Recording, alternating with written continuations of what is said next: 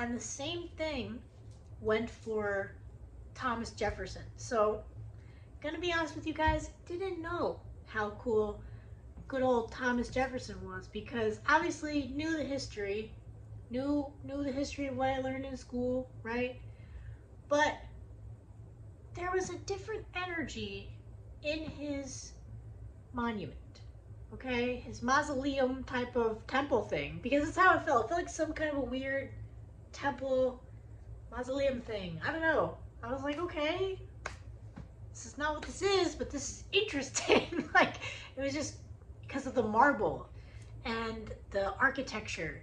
That's exactly what it was. And these buildings, the architecture is so phenomenal that like a part of my soul was like, where am I? I feel like a part of my soul was back somewhere ancient, and we're about to go do some, you know, beautiful ritual for love or something. Like, here's some flowers and something. I don't know. And then there's like the goddess of love or something. You know what I mean? Like, it was really cool. But they said really interesting things, you know, and something that I found to be interesting too was the words in Thomas Jefferson's monument were bleeding into each other.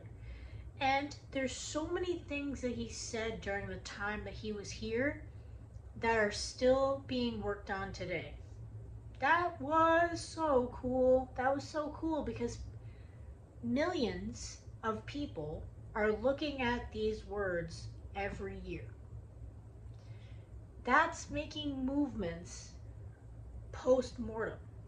You know, that's still making movements to this day. Same thing with the Lincoln Memorial and everything that he said, you know, during his presidency as well. Gorgeous words, important words that millions and millions and millions of people get to see all the time. I love that. And I love the fact that the universe was like, check it out. You know, like, I really felt like the universe was like, do you want to see a little corner of the world and like cool things you probably weren't going to check out? Check me out. I really like that.